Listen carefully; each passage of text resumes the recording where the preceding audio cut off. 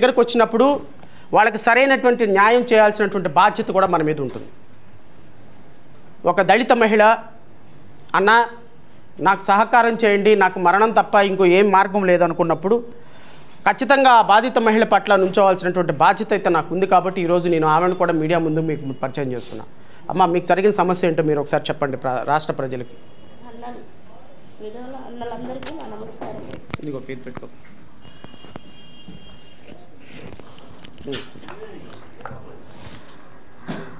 అన్న, మీ అందరికి నా నమస్కారం. నా బాధ మొత్తం తీరేదాకా మీరే అందరికి తెలియజేయాలన్నా నేను చెప్పే బాధ.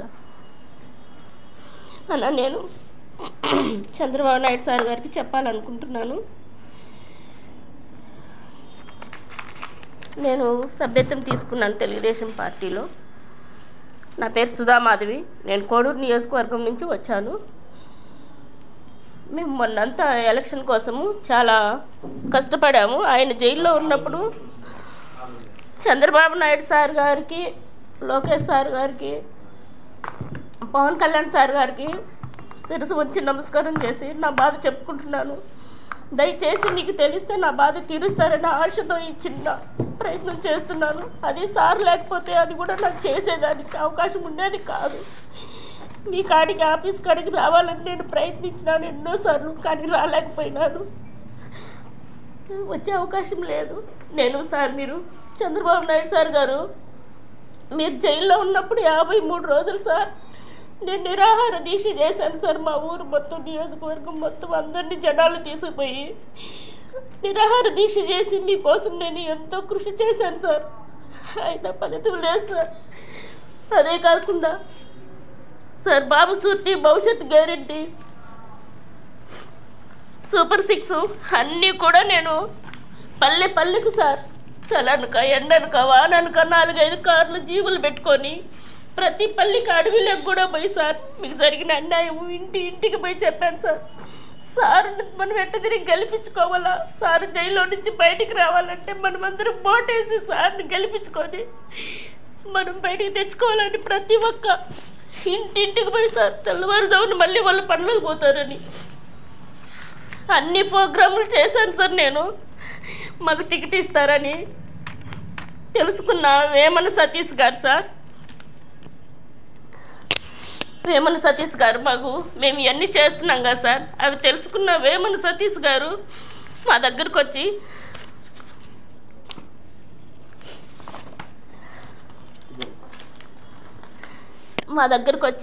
నాకు చంద్రబాబు నాయుడు సార్ గారు తెలుసు, లోకేష్ సార్ గారు తెలుసు,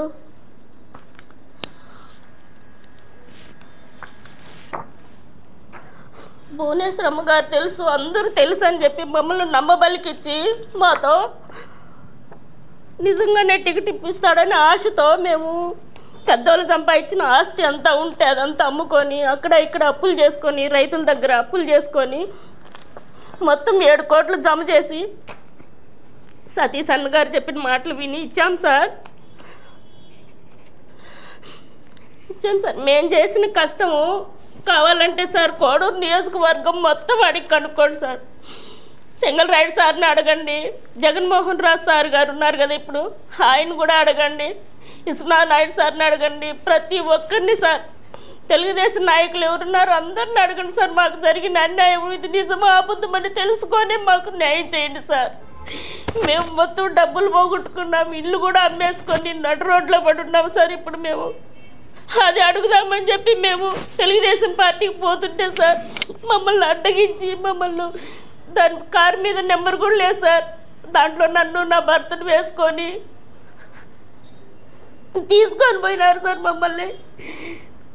మళ్ళీ మా సార్ కాడికి వచ్చి మేము కేసు పెట్టి మా పిల్లలు వచ్చి సార్కి చెప్తే అప్పుడు మా సార్ ద్వారా మేము బయటకు వచ్చినాం సార్. ఈరోజు సార్ లేకపోతే మేము లేవు సార్. అందుకని నేను ఇప్పుడు సార్ని ఆశ్రయించడం ఎందుకంటే మాకు ఈ న్యాయం జరగాల. మేము చంద్రబాబు నాయుడు సార్ దగ్గరికి పోయేదానికి ఆస్కారం లేదు. మొత్తం ఎక్కడ చూసినా ఆయన మనుషులే సార్. నాకు ఆయన మేము ఇప్పుడు డబ్బులు అడుగుతుంటే సేమ్ ఇదే ఫోటోలు పెడతాడు సార్. మాకు ఇదే ఫోటోలు పెట్టి నాకు వీళ్ళందరూ తెలుసు. నాకు పోలీస్ ఆఫీసు కూడా మా మామ, మీరు ఏదన్నా చేస్తే ఇట్లా డబ్బులు ఇవ్వాలని నన్ను ఇది చేస్తే మిమ్మల్ని చంపేస్తామని చెప్పి మమ్మల్ని బెదిరిస్తున్నారు సార్. నేను నా పిల్లలు మేమంతా ఇంటి పట్టలు లేకుండా ఎక్కడో తల దాచుకుంటున్నాం సార్. దయచేసి మాకు న్యాయం చేయండి సార్. చంద్రబాబు నాయుడు సార్ గారు, పవన్ కళ్యాణ్ సార్ గారు, లోకేష్ సార్ గారు మాకు న్యాయం చేయండి సార్. ఈ సతీష్ అనే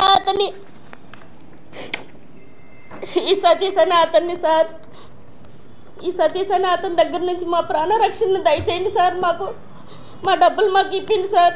ఇంతకన్నా నేను ఏమీ చెప్పలేని స్థితిలో ఉన్నాను సార్. దయచేసి మాకు న్యాయం చేయండి సార్. నాకు టికెట్ ఇవ్వకపోతే మా ఊరంతా వచ్చి ధర్నా చేస్తా అన్నారు సార్. కానీ తెలుగుదేశం చెడ్డ పేరు వస్తుందనే ఉద్దేశంతో అందరిని ఆపాను సార్. నేను వద్దు, మనం తెలుగుదేశాన్ని సార్ని ముఖ్యమంత్రి చేసుకోవాలని. ఈ నాకు జరిగిన అన్నయ్య మా ఊర్లో కూడా తెలియదు సార్. తెలిస్తే మీ ఆఫీస్ దగ్గరికి వచ్చి ధర్నా చేసి అక్కడే నేను కూడా అక్కడే చనిపోతాను సార్. నాకు ఈ న్యాయం జరగకపోతే నాకు పరిస్థితి అదే సార్. సార్ దయచేసి నాకు న్యాయం చేయండి సార్. ఈ సతీష్ అన్న కాడి నుంచి మా ప్రాణాలు కాపాడండి. నా బిడ్డలకు రక్షణ కల్పించండి. మా డబ్బులు మాకు ఇప్పించండి సార్. ప్లీజ్ చేతులు ఎత్తి మీకు నమస్కారం చేస్తున్నాను సార్. మమ్మల్ని జైల్లో పెట్టి మమ్మల్ని కన్నాకు సార్లు పెడుతున్న ఈ సతీష్ గారిని మందలించి మా డబ్బులు మాకు ఇప్పించండి సార్. ప్లీజ్. మీ పార్టీ కోసం ఇంత చేసినా మాకు ఏం అసలు ఎంత కష్టపడ్డామో కోడూరు నియోజకవర్గం మొత్తం అడగండి సార్.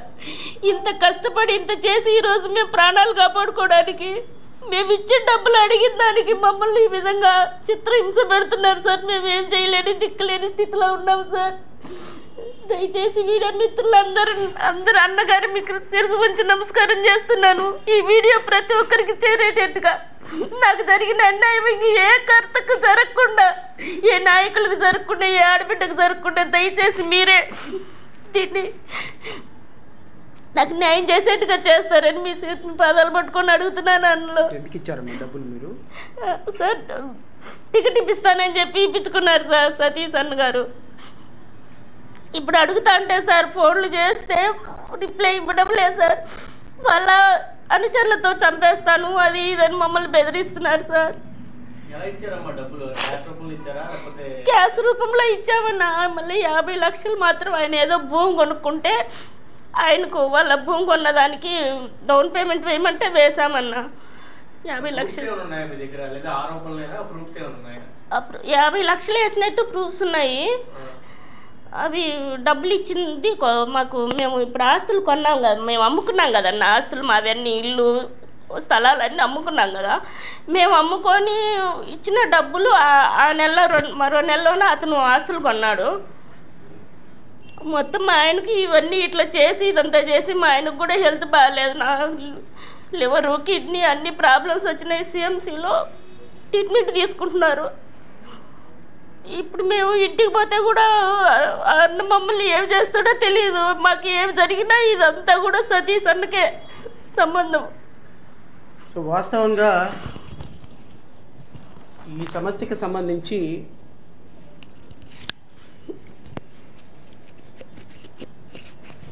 బాధితురాలు వాళ్ళు చెప్పిన, ఎందుకంటే వీళ్ళు నాకు ఎలక్షన్ ముందు నుంచి పరిచయం.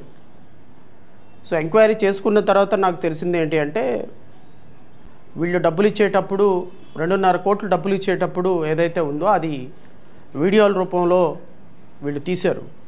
ఆ వీడియో కూడా ఆవిడ ప్రెస్కి రిలీజ్ చేస్తుంది కాసేపు ఆగిన తర్వాత 50 లక్షల రూపాయలు అకౌంట్లో వేశారు. ఇంకొక 50 లక్షల రూపాయలు ఆయన ఎవరికైతే చెప్పారో వాళ్ళ అకౌంట్లో వేశారు. ఆయన పిఏకి కొంత డబ్బులు ఇచ్చేటప్పుడు వీడియో తీశారు. 1.5 కోట్ల వీడియో తీశారు. మొత్తానికి ప్రాథమికమైనటువంటి దీంట్లో మెసేజెస్, ఆయన పెట్టినటువంటి మెసేజెస్ అవన్నీ స్క్రీన్ షాట్లు కూడా ఉన్నాయి. వాటన్నిటి మీద ఖచ్చితంగా ఒక ఎస్సీ మహిళ ఈరోజు పాప వాళ్ళకి ఏదో ఆస్తులు ఉన్నాయి, ఆ ఆస్తులు అమ్మేసి టికెట్ వస్తుందని ఆశపడి ఇచ్చారు.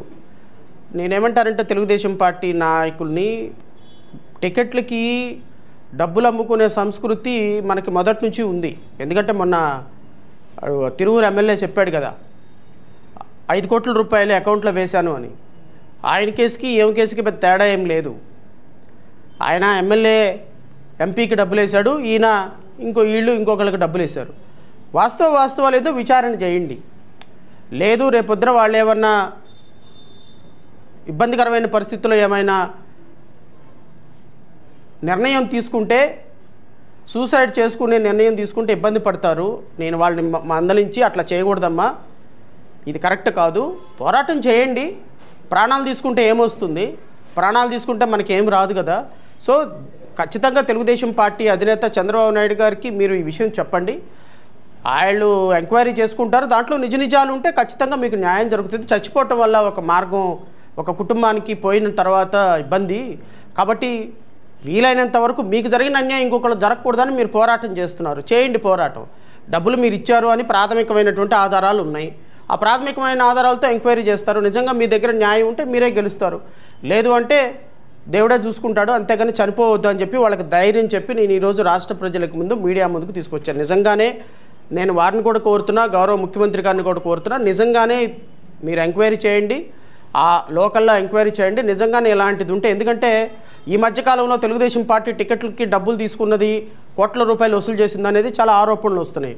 వీళ్ళు నిరుపేద ఈరోజు అన్నీ పోయి, ఇప్పుడు ఎప్పుడో మనం పాతకాలంలో 1 లక్ష రూపాయలు పెట్టుకుంటే అది ఇప్పుడు 1 కోటి రూపాయలు అయింది. అంత మాత్రం చేత మనం కోటీశ్వరులం కాదు కదా. వీళ్ళు ఎప్పుడో 20-30 సంవత్సరాల క్రితం కొనుక్కున్నటువంటి ఆస్తులు అనుకోకుండా అవి పెరిగినాయి. ఆ ఆస్తులు అమ్మి ఈయనకి డబ్బులు ఇచ్చారు. వీళ్ళ ఆస్తులు అమ్మి డబ్బులు ఇచ్చిన సందర్భం కానీ తెలుగుదేశం నాయకులకు తెలుసు. ఎందుకంటే చాలా క్లోజ్గా వీళ్ళ హస్బెండ్ తోటి, వీళ్ళ ఫ్యామిలీ తోటి చాలా క్లోజ్గా మూవ్ అయ్యేటువంటి వ్యక్తి ఇతను వేమన సతీష్. ఎందుకంటే వీళ్ళతో చాలా క్లోజ్ రిలేషన్షిప్ ఉంది. సో అవన్నీ కూడా చూసిన తర్వాతే ఒక ప్రాథమికమైన నిర్ధారణకు వచ్చాను. ఖచ్చితంగా దీంట్లో న్యాయం ఉంటే మాత్రం న్యాయం చేయమని నేను వారిని కోరుతున్నా. సో ఖచ్చితంగా న్యాయం జరుగుతుందమ్మా, చూద్దాం ఏం జరుగుతుందో. దయచేసి సూసైడ్ అలాంటి చేసుకోవద్దని నేను వారిని కోరుతూ, రాష్ట్ర ప్రజలను కూడా ఈ అంశాల్లో ఈ మహిళకి మద్దతుగా నిలబడాలని, ఒక దళిత మహిళగా పాపం వాళ్ళు చాలా బాధల్లో ఉన్నారు. నెలకి 40-50 లక్షలు వడ్డీ కట్టుకునే పరిస్థితుల్లో, ఏం చేయలేని పరిస్థితుల్లో రోడ్డు మీద ఉన్నారు. కాబట్టి ప్రజలందరూ ఆవిడకి బాసటగా నిలబడాలని నేను మనస్ఫూర్తిగా కోరుకుంటూ ఈ అవకాశం